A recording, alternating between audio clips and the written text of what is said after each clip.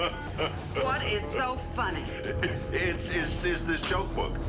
Everyone remembers the Munsters as a light-hearted, goofy family sitcom about lovable monsters living in suburbia. But what if I told you that behind those laughs and campy charm was a grueling nightmare that nearly destroyed the cast and crew? From brutal working conditions to emotional breakdowns, the story behind the Munsters is far darker than the show itself. Buckle up, because the truth about this iconic 1960s series will shock you. When CBS was struggling to hold on to its dominance in the early 1960s, executives desperately searched for a fresh hit that could capture both kids and adults. The idea of a family sitcom was nothing new, but what if the family were monsters? It was a risky gamble. Monsters were considered too scary for family TV.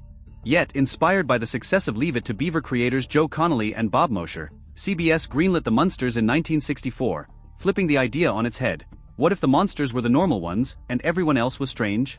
Universal Studios initially rejected the concept 3 times, calling it too weird and risky. But when kids laughed at the monster characters during test screenings, the network took the plunge. The show was approved, but what followed was far from the fun, spooky comedy audiences saw on screen. Fred Gwynne, who played Herman Munster, quickly learned that his Frankenstein costume was a nightmare. The 50-pound suit, with boots made from asphalt pavers, added 4 inches to his height but caused lasting neck and back injuries. His day started before sunrise with 2 hours of makeup, and the heavy headpiece caused so much strain that he needed physical therapy and painkillers just to get through filming. On one occasion, he even passed out from heat exhaustion. The studio had to station medical staff on set, checking his pulse and blood pressure after nearly every take. Despite drinking up to 6 gallons of lemonade daily, Gwynne lost 10 pounds during the first season. The makeup process was equally brutal for the entire cast. Al Lewis, who played Grandpa, endured 3.5 hours of makeup every morning to create his aged look.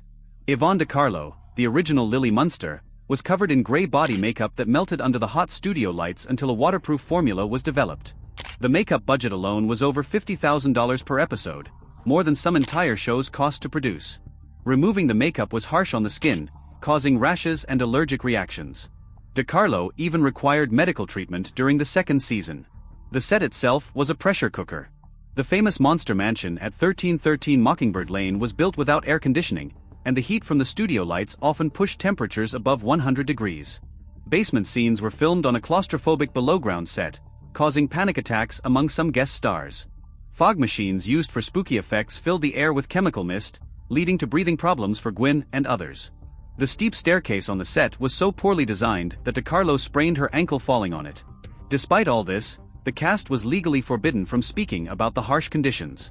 Their contracts included gag orders to protect the show's cheerful image. When temperatures hit 110 degrees one summer day in 1965, filming was delayed but not cancelled. The cast and crew simply pushed through the unbearable heat, with IVs on standby for rehydration. The special effects were another challenge. Grandpa's bat transformation required complex wire rigs and practical effects that often failed, forcing multiple retakes. Sound effects were performed live during filming, so any mistiming ruined the entire take. Camera operators worked in near darkness to capture the spooky atmosphere, leading to accidents like a tripod collapse that injured a crew member.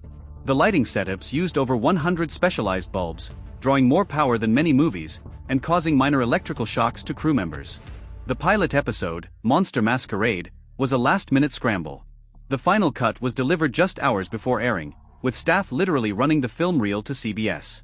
Executives feared the show was too weird and creepy for American families, still loyal to traditional sitcoms like Leave It to Beaver. Within 30 minutes of the premiere, CBS received over 500 complaint calls from angry parents upset that their children were watching Monsters at dinner time. To make matters worse, in several cities, the opening credits aired upside down, confusing viewers. Yet, despite the rocky start, 18.5 million people tuned in, a quarter of all U.S. households, making it one of the biggest debuts of 1964. The show's charm lay in its subtle satire. The monsters won a costume contest simply by showing up as themselves, poking fun at the idea of what normal really meant. The black and white format, chosen to save money, also gave the show a classic monster movie feel. But the success came with a cost. Beverly Owen, who played Marilyn Munster, was quietly falling apart. At just 22, she was trapped in a brutal 5-year contract, far from her fiancé and home in New York. She cried between takes, her makeup often ruined by tears, and was prescribed Valium to cope. She lost 15 pounds during her 13 episodes and prayed nightly for the show to fail so she could escape. Her co-stars Fred Gwynne and Al Lewis demanded her release, leading to a 3-day production shutdown that cost $45,000. CBS initially resisted but eventually let her go, replacing her with Pat Priest, who matched Owen's height and shoe size to avoid costly costume changes. Owen's exit was handled with a cover story about a family emergency, and CBS destroyed over 500 promotional photos featuring her. The studio also edited reruns to reduce her screen time, using early green screen tricks to swap in Priest. Behind the scenes, Owen was blacklisted, losing roles and voiceover work due to rumors of instability spread by producers. Yvonne De Carlo's story was equally tragic.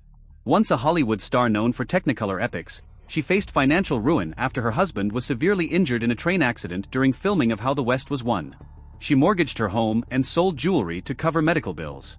When offered the role of Lily Munster, she saw it as a step down but took it out of necessity. Secretly 3 months pregnant, she endured long makeup sessions and tension on set. She clashed with Gwynne and Lewis, even throwing a makeup compact at Gwynne during a heated argument. After producers threatened to fire her, she calmed down, and the cast eventually found a working rhythm. De Carlo was 41 during filming, older than Al Lewis, who played her father. She spent hours in makeup daily to appear younger, a secret revealed years later through insurance documents. Financial struggles continued, forcing her to work weekends at a Beverly Hills department store selling cosmetics in disguise. CBS's decision to film in black and white to save money, despite having a $2 million budget, hurt the show's appeal as color TV became the norm. Budget cuts also slashed makeup and costume expenses, leading to infections and worn-out wigs. The set was cheaply built, causing accidents and safety violations that OSHA later called a ticking time bomb. Catering was dropped after the first season, forcing cast members to bring their own lunches. Phone calls from dressing rooms were charged at 25 cents per minute, leading to a $500 phone bill for Gwynne. Pay was often delayed or denied, with Al Lewis eventually suing for back pay. Despite all these hardships, the Munsters managed to finish episodes on time and became a cultural phenomenon. The show's merchandise sales soared, Halloween costume sales jumped 400%, and the theme song reached the Billboard Hot 100. Tourists flocked to Universal Studios to see the Monster Mansion. However, the monster rivalry with ABC's The Addams Family was fierce. CBS scheduled the Munsters directly against the Addams Family and spread rumors to undermine the competition. The rivalry escalated to a lawsuit settled privately, but the damage was done. Both shows were cancelled after 2 seasons, overtaken by the rise of Batman and its colorful, action-packed style. After cancellation, CBS nearly sold syndication rights for a fraction of their value but wisely pulled back. Syndication later brought in over $100 million, and the Munsters became a beloved cult classic worldwide.